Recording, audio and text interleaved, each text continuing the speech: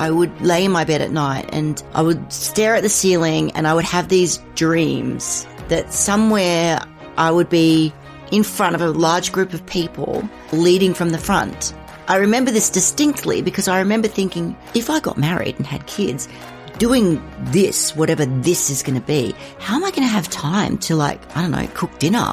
So just having that little moment of how am I going to fit it all in, I was clearly thinking big. A young Michelle Bridges knew it at the age of 14 that she could lead people to a healthier life. But that didn't mean her path to success would be straightforward. You'll hear how she built her empire and what she did when things got rocky.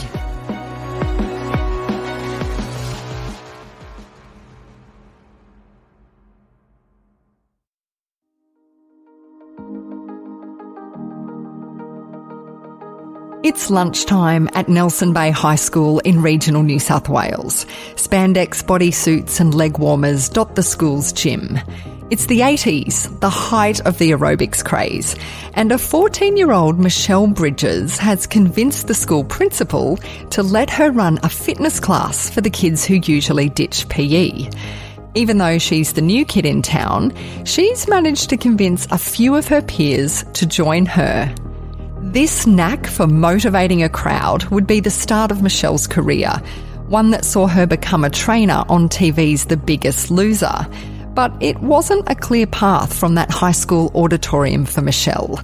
Before she got to the city, she was living in the desert. Michelle, what took you to Alice Springs? I was living in Newcastle and I was working in a bank, but also still teaching fitness on the side. And I was dating a guy who was in the Air Force, and I've never been one to sort of shy away from adventure. So he said, I'm being posted to Alice Springs. Do you want to come? And I just said, yeah, why not? And I figured that I could probably take my fitness life and create it into a full-time role.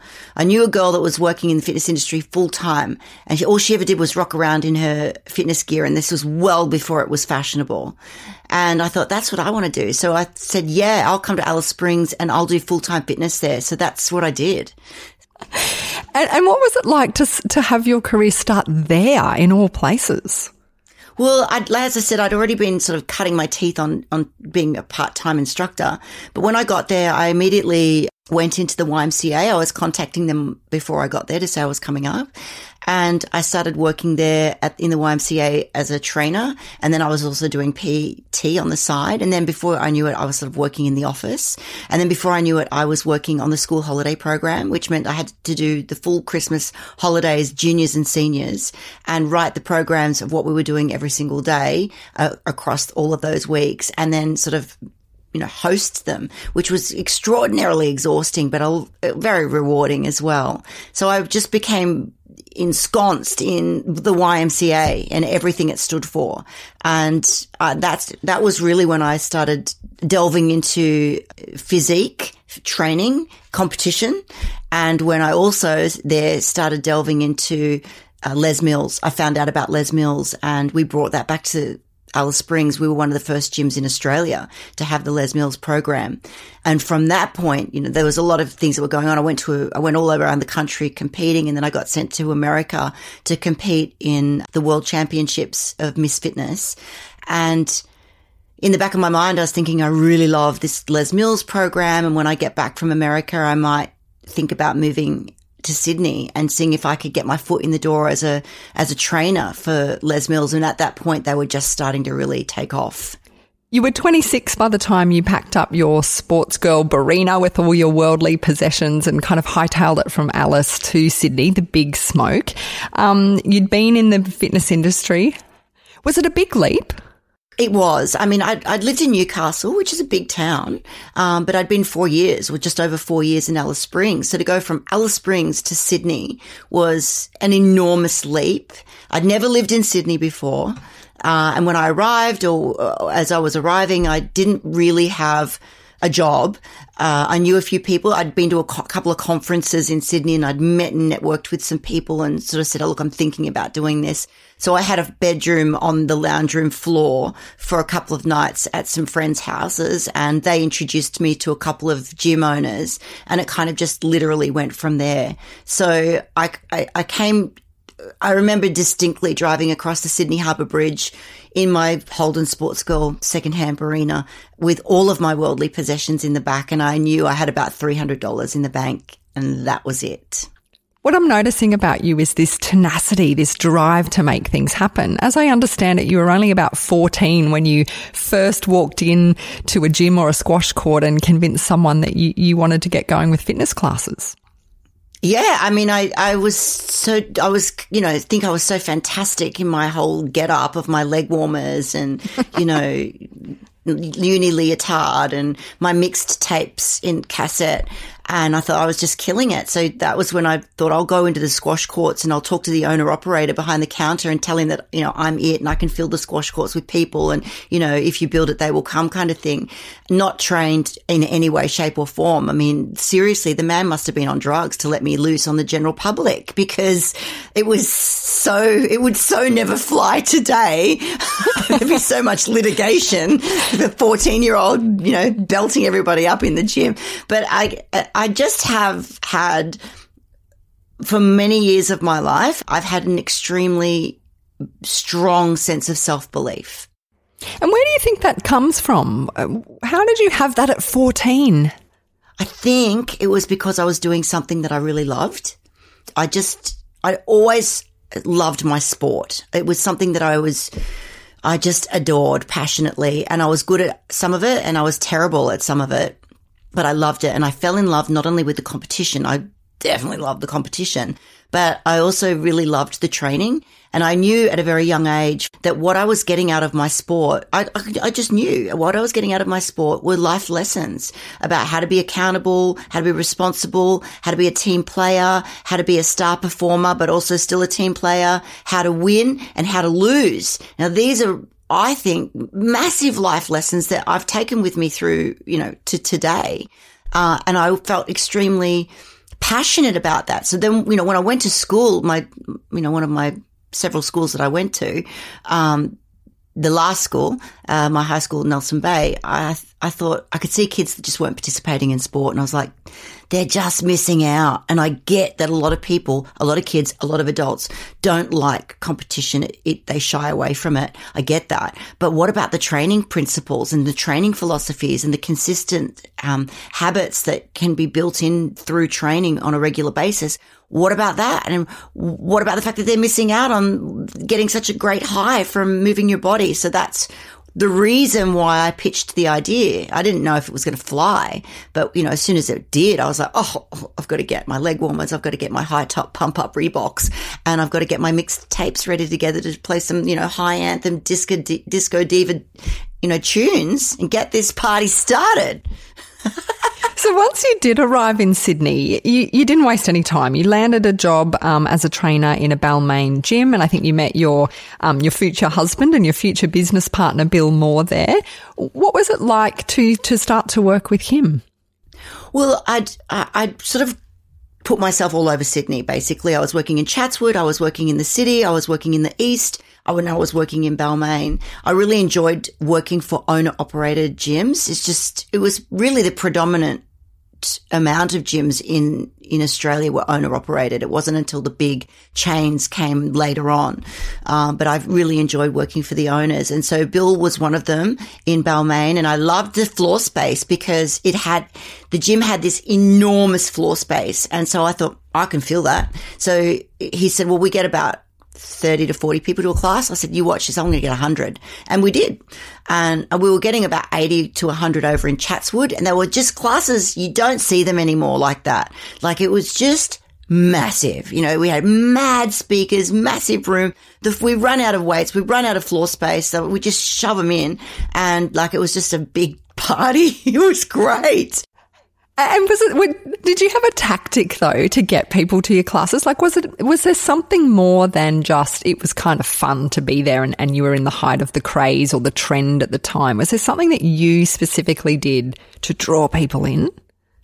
I honed my craft. Like, I got super good at being able to, what we call them cues, giving cues to people, dropping them in at the right time, not talking, then dropping in another cue, not over talking, but then, having fun, being self-effacing. The really good instructors out there really honed their craft. And because I was working for Les Mills as a trainer, I got lucky insofar as every weekend I was going out and training other trainers in how to do body pump, body attack, RPM and combat. So I was doing that every weekend, teaching them how to cue better, teaching them how to, get people in the right positions by just one word or just by one body movement. You're attracting attention and getting them back on track. So there was, it sounds crazy because it's like, oh, it's a fitness class. Like, how complicated can it be? But if you hone it and you really get down into the granular detail of, the words that you use, the vocabulary that you use. I used to write my cues out. Like, I'd write them out and I think, okay, I'm going to drop that in at that point in the song. And then I'm going to drop this in at that point in the song. And some of them would be technical. Some of them would be fun. It was a show. I mean, it was a show and you made it look easy, but as I can already grasp, there's so much to doing this. It's, it's patting your head and rubbing your tummy at the same time, right? Yeah. And I always used the heaviest weights. I always made sure that I was super going as hard as they were, and as whatever I expected from them, I was expecting out of myself. And, people just liked coming to a class where they saw a show, I suppose. And my passion, I wear it on my heart. I wear it on my sleeve. I mean, they seemed to like it, and we're getting sellout crowds. And then walks in a pretty big name in Australian daytime TV. Who was it that started taking your gym class? Yes. So Kerry-Ann Kennelly, I used to work at a club in the Hyde Park Club. And it was a limited space there, limited numbers. It was quite a prestigious club to be a part of, and to work there was fun because there was really interesting people, Kerry-Ann Kennelly being one of them. And it was at that point in my career where I thought, we're witnessing a tsunami of obesity coming our way. Little old me teaching a couple of fitness classes here and there is not going to make a difference. So I pitched an idea, a concept to her that she was doing the morning show. So I chased her around the gym ad nauseum. I'd turn up in all the most unusual places, like in the locker room when she's half undressed, Kerry-Ann, and she'd be like, Michelle. And then finally she's like, oh my God, I'm so sick of this. All right, I'll give you to my producers. She said, there, do what you will, see what happens. I'm out. So I did, and I chased the producers, and that took a little bit more doing as well. But the concept was basically a 2-minute vignette of me just showing how to do a squat, how to do a lunge, how to do a crunch, how to do a better push-up, how to tie your shoelaces properly if you're a runner, like everything that I could sort of think of in just 2 minutes, just one topic. And so the producers sort of said, oh, look, yeah, we'll give it a go, but we're not going to pay you. And I said, look, that's fine. It's not about being paid. Let's film 5. You put them out on your show. And if your audience likes them, then we'll talk turkey. So that's what we did. And the audience loved them, which was great. I knew they would. And so they back paid me, which is highly unusual in TV. And the rest is, history. And I think within a couple of weeks of me doing this, they actually came to me and said, they rang me one day and said, what do you like at cooking? And I said, yeah, I'm great. And they said, can you come tomorrow to set and film and cook on air live with Kerry-Ann? I'm like, yep, no problem. Be there. I hung up the phone. I was like, shit, oh my God, what the hell? So I decided I was going to do a salmon dish with some greens. So I went and bought 67 pieces of salmon and cooked every single one of them until I perfected it. And then went in on the day. I was so nerve-wracking. Like, I take my hat off to those people on MasterChef, but trying to do it live on air, cook a meal when you're not even a chef or a cook, it was fun. Was TV always the goal, or was it just that you happened to stumble across Kerry-Ann in a fairly, sliding doors moment? TV was never a goal. I was in the fitness industry. That was my jam. It's just that Kerry-Ann was there. She had this show. I thought it was a great opportunity to sort of like speak to more people about health and fitness and encourage them to get off their couch, encourage them to just go for a walk. So, but once I got started, I was fun. I just really enjoyed it. It was a really lot of fun. But before you knew it, we were filming all the time, and it was like really totally glamorous. Like we'd be in some park and I'd be changing from one outfit to the next in my car. You know, Kerry-Ann is a total pro. Like I used to watch her and the way she handled the whole set, from sound crew to production to film crew to just being on camera herself. She was incredible. So I took a lot of like inspiration from that. And then a few years later, you're sitting on the couch with your then husband, Bill Moore. You're watching this new TV show, 3 hardcore personal trainers from the US lighting a fire under a group of overweight contestants. They're trying to lose weight. It's called The Biggest Loser. Right. What was going through your mind when you saw it? I was like, I want that job. I was like, I can do that job. I can do that job better. That should be my job. And so how did you get onto the show? I do think I sent an email that went probably nowhere to the production company in Australia saying something along the lines, if this show ever comes to Australia, I'm putting my hand up straight off the bat. But what happened was I got a phone call maybe 2 years later from a casting agency whom I actually thought was my girlfriend, Louise, because I'd always said to her, oh my God, I want to be on that show, The Biggest Loser. Like if it ever came to Australia, oh my God. Everybody knew in my circle. And she rang up and said, hi, it's Kirsty de Valance and I'm ringing from Cast of Thousands and I'm calling with regards to the Australian version of Biggest Loser, and we were looking to see whether or not you would be interested in auditioning. And I said, Louise, shut up. I know it's you. Don't be such a cow. Come on. I know it's you. You're pranking me. She's like, no, this is Kirsty and I'm from the Cast of Thousands and I'm actually, this is for real. And I went, okay, that's fine. Yeah. Okay, great. Thank you. So I was like, oh my God, I've blown it before I've even had a chance. But it was a long audition process. It was 6 months. And it was everything from fitness tests to audience testing to combining myself with a male, because I had a few boys on the hop as well. And what I was noticing across the 6 months, it just went on and on and on, that the girls were dropping off and I was staying. So I was thinking, oh God, oh my God. And then they put me with Shannon, who I knew. So I was like, dude. He's like, dude. We're like, oh my God. And then they said, have you set this up? I'm like, no, I had no idea. So of course there was chemistry straight away. And then when I got to the psychology test or the psychological test, that's when my husband at the time said, Michelle, you've got the role. Once they start doing the psych tests, that's it. I'm like, really? Oh my God. And then when I finally got it, it was almost like a little bit of an anticlimax because it was just such a long 6 months. And then I got it. I was just like, oh my God. And then Carl Fennessy, who was, a great inspiration of mine. I love that man to pieces. He was the one instrumental behind getting the show. And he owned the production company at the time. He looked at me and he said, Michelle, your life's about to change. And I was like, okay, I'm here for it. Let's go. And there was a bit of a character that you had to play on the show. You're this sort of no-nonsense, ball breaker to some degree, who does get results. But how much of that was the real Michelle and how much was constructed for the TV show? I was young. I wasn't that young. I was in my 30s. But I was very green when it came to TV. And I just wanted to do the best job possible. So I wanted to do everything that was asked of me. They asked me to be a bit of a ball breaker. They asked me to, be a hard ass and get in there and like call the shots. And so I probably wasn't 100% myself. There were certainly parts of me that were there, but I was definitely putting together a bit of a hard gut buster of a trainer, which was fun. Sometimes I really had to wind myself up to kind of do some of the stuff that I pulled off. I think people loved it. People hated it. Television is entertainment. I think we all know that.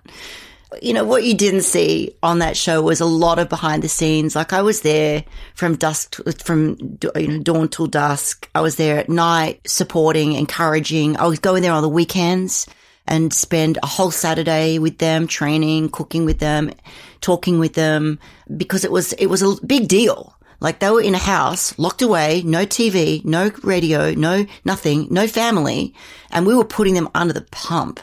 So what you saw was parts of me. Even though you were the tough woman as well, there was a side of you that was quite encouraging, and you did like to get in on those, as you mentioned, the sort of psychology or the discussion around people's psychology. That was what, you really like to put on the table. Does that really help people when they are having to lose weight? How much of it is mindset? How much of it is the hard work and doing burpees? It's both. Obviously, it's both. And I think it's probably more mindset really than anything, because you can't want it for someone. They've got to want it for themselves. I got very close to the contestants. You have to. You can't fake it. You'd be there for all their ups and downs, like their children's birthdays that they were missing, tragedies that happened in their life before loser that may have stemmed into the reasons why they were overeating in the first place, tragedy, loss. When you start tapping into the mindset of, the reasons why those people were there on the show, a lot comes up, a lot. And, and I feel like I did a psychology degree for 10 years on that show. I learned so much about people. I learned so much about human nature and how to kind of outmaneuver and move on and pick up and dust off and carry on. And you had to be empathetic. You had to be compassionate. You couldn't have done the job without that. Michelle Bridges is my guest on Curveball.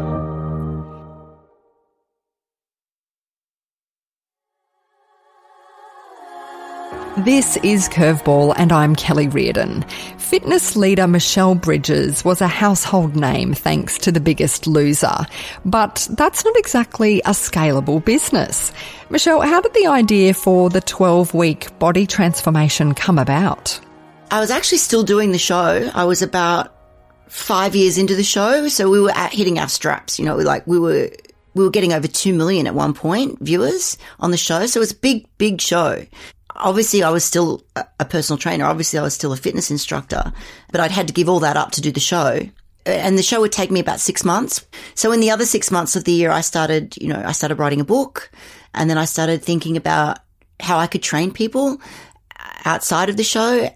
We used to own gyms. We'd sold that gym, the last one. And so I just thought, there's got to be something in this where I can meet people online. And I had a couple of clients where I was emailing them workouts and emailing them, recipes. But I thought there's something else that could be bigger here. And I just felt like I could take everything that I had learned and knew from all the years of being at grassroots level with people and put it online. I went to some friends of mine who then became my business partners, and one of them was an IT specialist. The other was a personal trainer. And I said, look, I think there's something in this. And I was really gunning it towards him being the IT guy. Isn't there something here? And they were like, we just can't see how it would work. So 18 months later, we got it. We got it. And it was basically taking my book Crunch Time, which was a 12-week program, nutrition, exercise, and mindset, those 3 pillars, and bringing it to life online. Which now in 2022, seems obvious. And like every trainer out there, Sam Wood, Chris Hemsworth, like everyone's got one of these online programs. But at the time, it was quite revolutionary. Yeah, well, a lot of people were saying to me, oh, really? You didn't do personal training online? I mean, isn't that what personal training is about? It's meant to be personal. And I'm like, well, just watch me, because I really feel like we've got something here.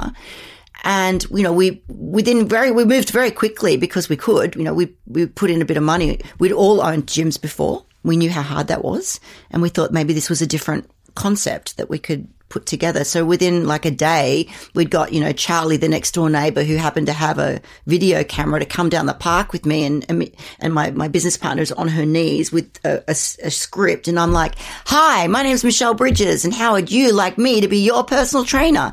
And that was my very first scene that I cut. And we put it up on what was then called a splash page, which I don't even know what that meant, but they said it's going to go online. We're going to gather some emails. And we were like, wow, imagine if we got, I don't know, we could get like 200-300 people do this. And I mean, in the meantime, The Biggest Loser is like going gangbusters. Anyway, it just went nuts.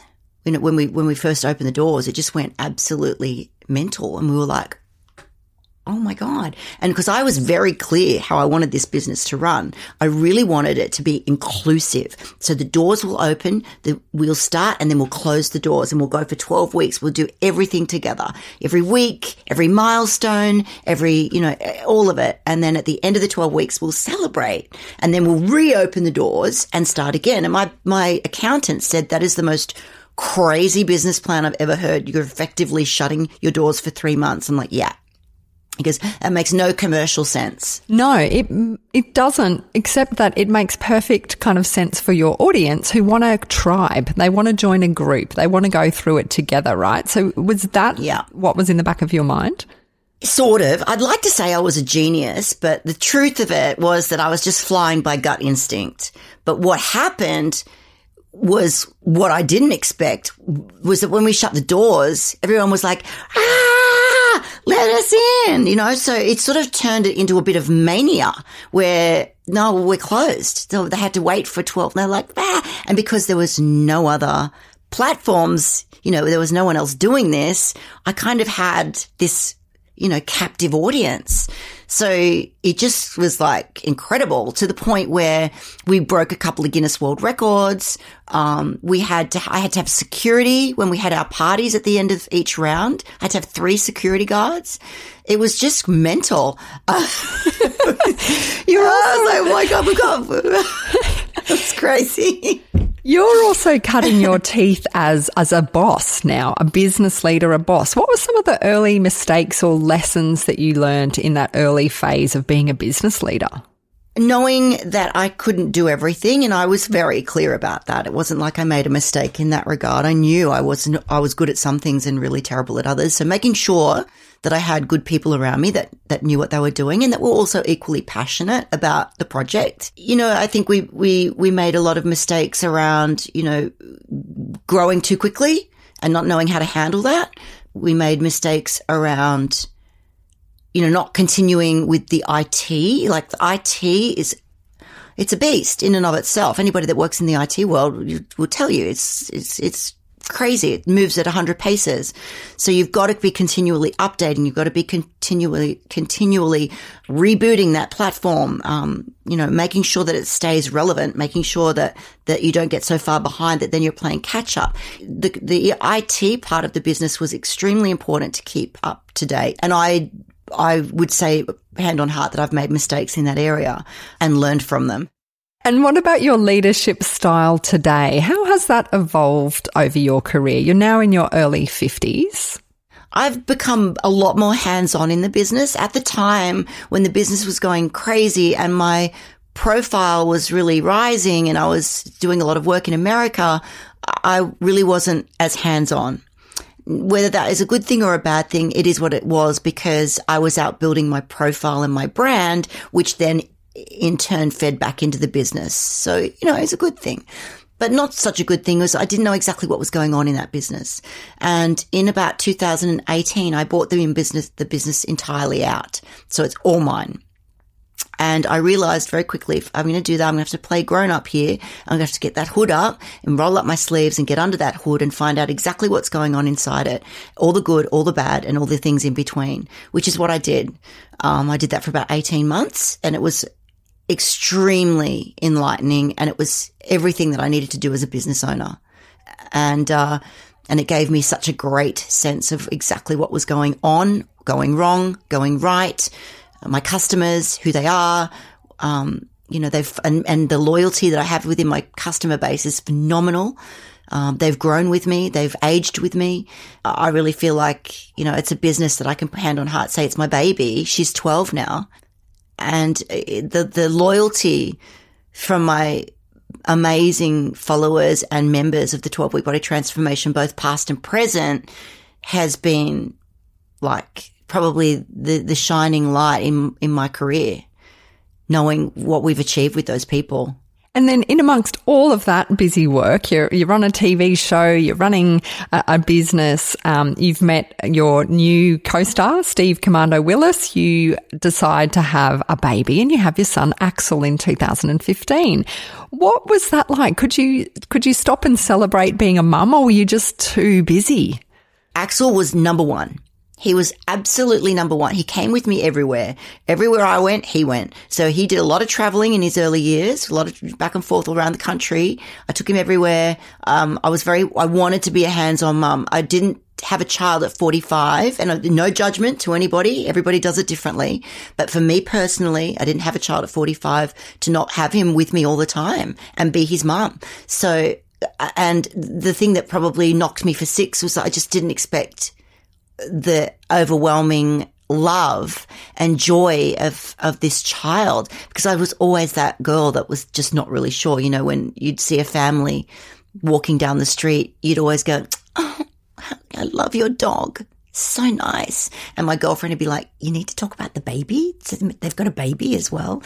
Like, I just wasn't maternal at all. And I didn't really know if I would have a child. What changed your mind? I didn't want to have any regrets, and I could see that if I didn't do it now, it was going to be done, and that the potential for me to have regrets would be there. I actually just went, I'm just going to put it out there, and if it happens, it happens, and if it doesn't, then so be it.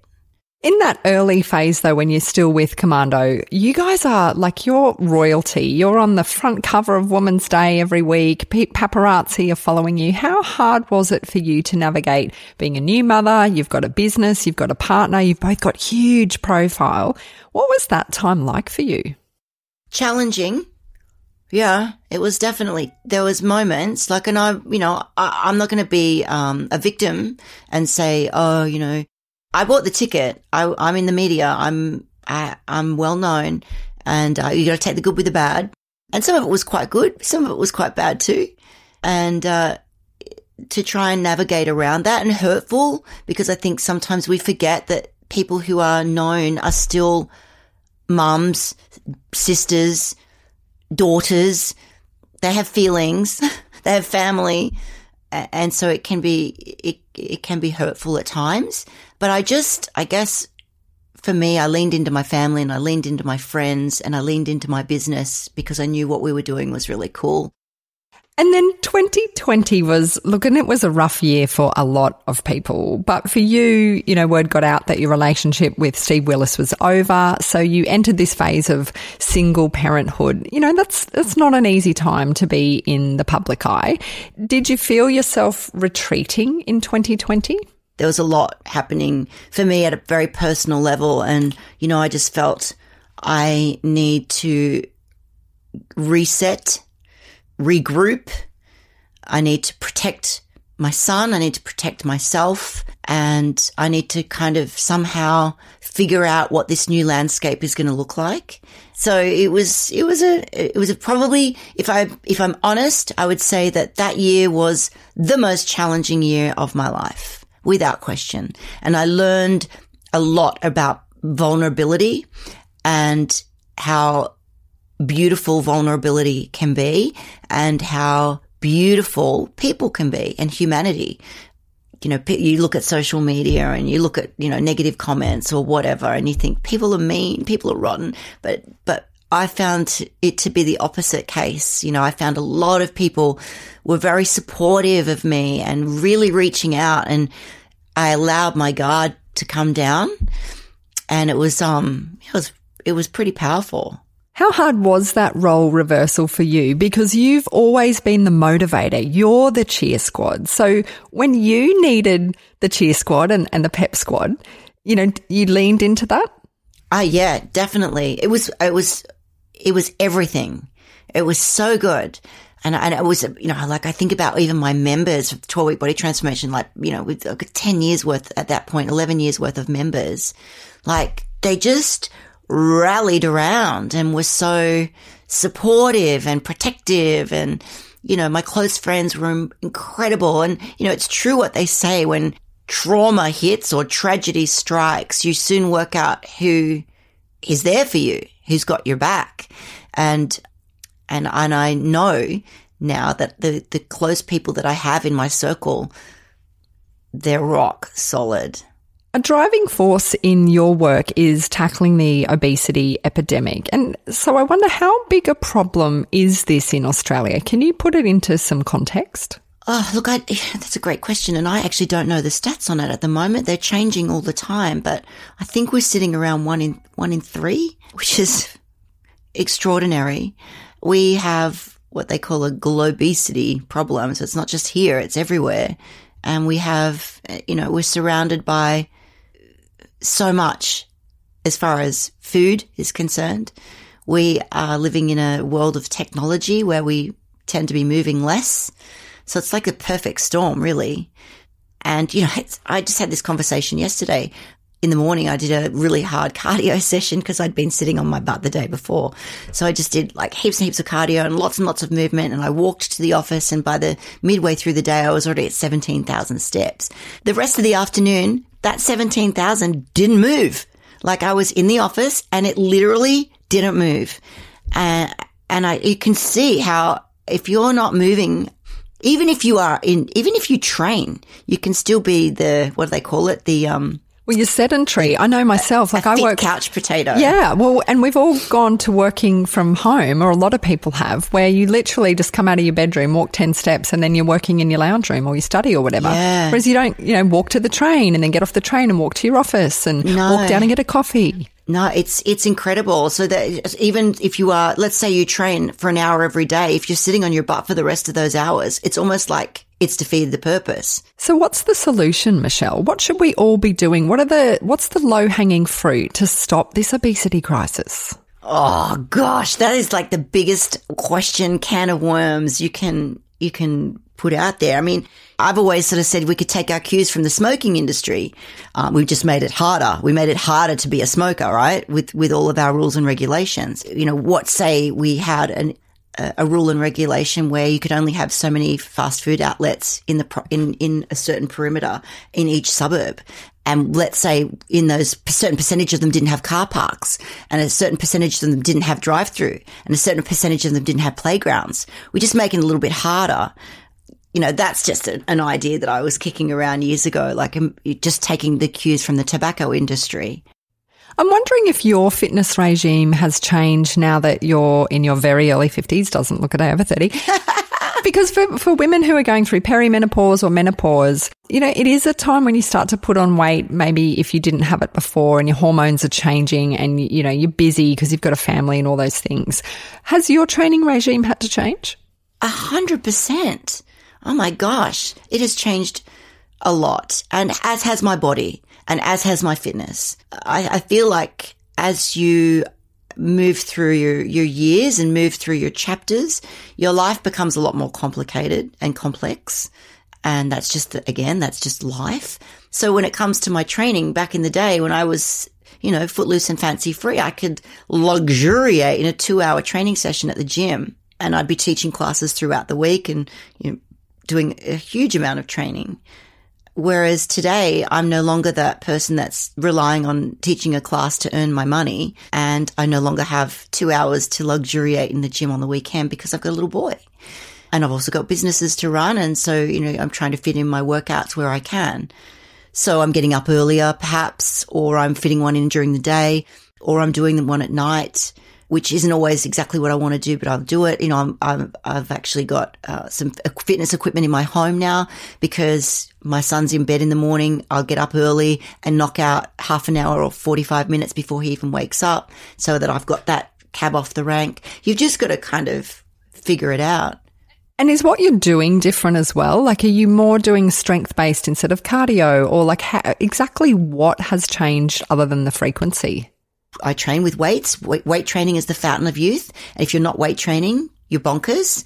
It's like a life insurance policy, but you also still need to do some form of cardio. You still need to get your heart rate up. Now you can combine those two things together, which is often what I do. Like I'll often do like a HIIT workout where I'm combining a cardiovascular component along with weight training. And that's kind of fun. But I also will still have a day, maybe two, where I will push and pull heavy shit. because for women my age, perimenopausal, menopausal, we are losing muscle by the truckloads. That is happening. And so there is only one way to combat that, and that's to push and pull heavy things. And you can you won't stop it, but you'll definitely slow it down. Just finally, Michelle, what do you think that young girl would make of this multi-million-dollar, amazing, multi-pronged empire that you've built, the TV shows, the 12-week body transformation program, all of the incredible things you've done, the active wear? Oh, look, I think she would definitely be taken aback by all of that. But if I remember, and I remember I wrote this in one of my books, I do recall as a 14-year-old, 15-year-old, 16-year-old, I would lay in my bed at night and I would stare at the ceiling and I would have these dreams that somewhere I would be in front of a large group of people and I would be leading from the front. Now, I didn't really know how that looked, but I remember this distinctly because I remember thinking, if I got married and had kids, doing this, whatever this is going to be, how am I going to have time to cook dinner? And then I thought, hang on a minute, I don't even know how to cook dinner now, so that doesn't really matter, I suppose. So just having that little moment of thought of, how am I going to fit it all in? I was clearly thinking big. And mindset is so important to you. What's your final message for people around, the way you think about your own mindset, especially when you've had, a dark year? What is it that keeps you going when things are tricky? You just got to keep moving. You just got to keep one foot in front of the other and not get stuck in your own head. It's so easy to get stuck in your own head, and before you know it, what you're thinking becomes real. And just because it's a thought, it doesn't mean it's true. Just because it's a thought, it doesn't mean it's real. And so I'm a massive believer in therapy. I'll be completely honest with that, because sometimes your friends and family just don't want to hear it. It's good to be able to just share it with someone who's indifferent and really look after your mental health. So again, exercise is the number one thing for that. It takes you away from the problems. The problems will still be there, but after a workout, the way in which you handle them, the way in which you think about them has shifted after a training session. I guarantee it, even if it's just a walk. So I think taking care of your mental health through exercise is probably one of the best gifts you can give yourself. Fitness leader Michelle Bridges, co-founder of the 12-week body transformation program, author, and the face of the MB Active fitness clothing range. Curveball's produced by Dead Set Studios. Do me a quick favour right now and leave a review for Curveball in whichever podcasting app you use. It really helps other people who are interested in stories of resilience and mindset amid life's messy moments to find our show. This episode was produced by Grace Pashley with editing by Travis Vettier. The executive producers for Curveball are Rachel Fountain and me, and you can find out more at curveballshow.com.